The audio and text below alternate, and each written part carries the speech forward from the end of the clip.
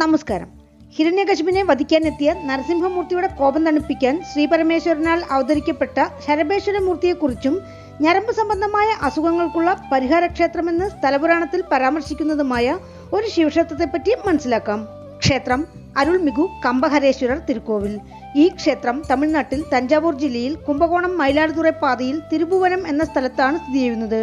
ഇവിടെ മൂലവർ ശിവഭഗവാൻ, കമ്പഹരേശ്വരർ, നടുക്കൻ തീർത്ഥ നായകർ എന്നീ നാമങ്ങളിലും ദേവി ശ്രീപാർവതി, ധർമ്മസംവർദ്ധിനി, അറംവളർത്ത നായകി എന്നിങ്ങനെയും അറിയപ്പെടുന്നു.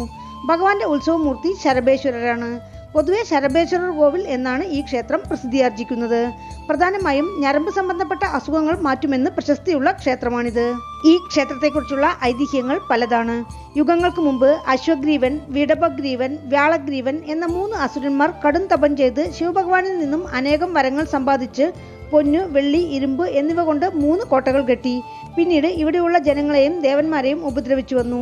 അസുരന്മാരുടെ ശല്യത്തിനാൽ ഭയം കൊണ്ട് ദേവന്മാരും ജനങ്ങളും നടുങ്ങി വിറച്ചു. ദേവന്മാർ ശിവഭഗവാനെ സമീപിച്ച് അസുരനെ നശിപ്പിക്കണമെന്ന് അഭ്യർത്ഥിച്ചു. അവരുടെ അഭ്യർത്ഥനയെ തുടർന്ന് ശിവഭഗവാൻ അസുരന്മാരെ നിഗ്രഹിച്ച് അവരുടെ കോട്ടകൾ നശിപ്പിച്ച് ദേവന്മാരുടെ ഭയം മാറ്റി എന്നാണ് ഐതിഹ്യം. മറ്റൊരു ഐതിഹ്യം, ഭഗവാൻ മഹാവിഷ്ണു നരസിംഹാവതാരമെടുത്ത് ഹിരണ്യകശിപിന്റെ മാറു പിളർന്ന് രക്തം പാനം ചെയ്തു. ഹിരണ്യന്റെ രക്തം ശരീരത്തിൽ ഉള്ളതിനാൽ അഹങ്കാരത്തോടെയും അസുരഗുണത്തോടെയും കോപമടങ്ങാതെ നരസിംഹമൂർത്തി ആക്രോശിക്കുകയും അട്ടഹസിക്കുകയും ചെയ്തു. ഇത് കണ്ട പ്രഹ്ലാദൻ പേടിച്ചു കരഞ്ഞു. ദേവലോകത്തിൽ നിന്നും ഇത് വീക്ഷിച്ച ദേവന്മാർ ഭയന്ന് നരസിംഹമൂർത്തിയെ ശാന്തനാക്കാൻ ശിവഭഗവാനോട് അഭ്യർത്ഥിച്ചു. നരസിംഹമൂർത്തിയുടെ ഒരു തുള്ളി രക്തം ഭൂമിയിൽ ചിന്തിയാൽ പോലും തിന്മ നിറഞ്ഞ 1000 കുഞ്ഞുങ്ങൾ ഭൂമിയിൽ ഉദ്ഭവിക്കും. മഹാവിഷ്ണുവിന്റെ ശരീരമാകിയാൽ അമൃത് കലർന്ന ആ കുഞ്ഞുങ്ങളെ നശിപ്പിക്കുക സാധ്യമല്ല. ഈ പ്രശ്നം തീർക്കാൻ പരമശിവനാൽ മാത്രമേ സാധ്യമാവൂ എന്നതിനാൽ ദേവന്മാർ ശിവഭഗവാനോട് അലമുറിയിട്ടു.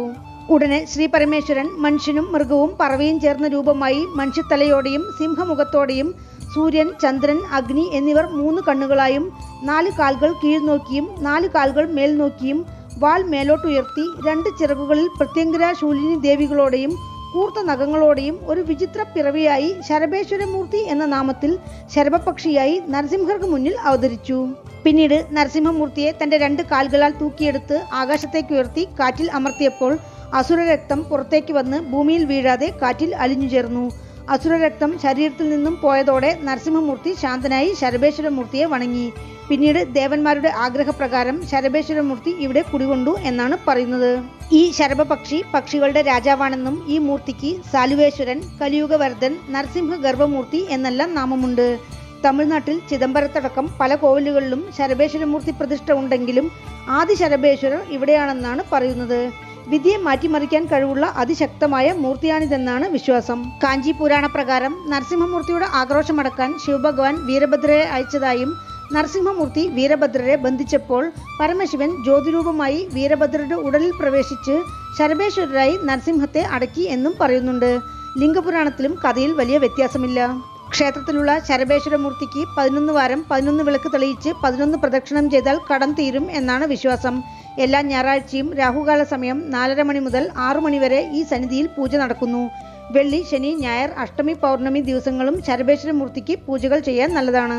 ശരഭേശ്വരരെ മനമുരുകി പ്രാർത്ഥിച്ചാൽ തീരാവ്യാധികൾ, മനകഷ്ടങ്ങൾ മാറും. കേസ്, കോർട്ട് വ്യവഹാരങ്ങൾ, ഗ്രഹദോഷങ്ങൾ, ആഭിചാരങ്ങൾ, ദൃഷ്ടിദോഷങ്ങൾ, ശത്രുദോഷങ്ങൾ, ജാതകദോഷങ്ങൾ എന്നിവയെല്ലാം ശരിയാവും. ഭക്തർ ചെവ്വരുളി, മരിക്കൊഴുന്ത്, വില്യം, ചെമ്പകം, നാഗലിംഗപ്പൂക്കൾ എന്നിവ കൊണ്ട് ശരഭേശ്വരമൂർത്തിക്ക് അർച്ചന ചെയ്യുന്നു. അതല്ലാതെ ശരഭയാഗങ്ങളും അഭിഷേകങ്ങളും ഇവിടെ നടക്കുന്നുണ്ട്. ഇതെല്ലാം ചെയ്താൽ ഞരമ്പ് സംബന്ധമായ വ്യാധികളും വിറയലും ഭയവും മാറും എന്നാണ് വിശ്വാസം. വേറൊരു ഐതിഹ്യപ്രകാരം വരഗുണപാണ്ഡ്യൻ എന്ന മന്നൻ പോരിന് കുതിരപ്പുറത്ത് പാഞ്ഞു പോകുമ്പോൾ അറിയാതെ ഒരു ബ്രാഹ്മണന്റെ മേൽ കുതിരക്കുളമ്പ് തട്ടി ബ്രാഹ്മണൻ മരണപ്പെട്ടു. ആ ബ്രാഹ്മണന്റെ പ്രേതം വരഗുണപാണ്ഡ്യനെ പിടികൂടി. രാജാവിന് ബ്രഹ്മഹത്യാദോഷം പിടിപെട്ടു. മന്നൻ തിരുവിടമരുതൂർ ക്ഷേത്രത്തിന്റെ കിഴക്കുവാതിലിൽ കൂടി പ്രവേശിച്ചപ്പോൾ പ്രേതം കിഴക്കുവാതിലിന് വെളിയിൽ നിന്നു. ബ്രഹ്മഹത്യാദോഷം നീങ്ങി.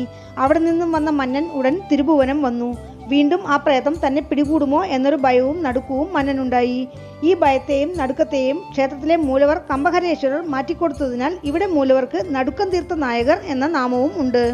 ഏകദേശം 2000 വർഷത്തോളം പഴക്കം കണക്കാക്കപ്പെടുന്നതും 7 നില രാജഗോപുരത്തോടെയും 2 പ്രകാരങ്ങളോടെയും കിഴക്ക് ദർശനമായി കാണപ്പെടുന്ന ശരഭേശ്വര ക്ഷേത്രം കുലത്തുംഗ ചോഴൻ മൂന്നാമൻ പുനർനിർമ്മാണം ചെയ്തിരിക്കാമെന്നാണ് അനുമാനം.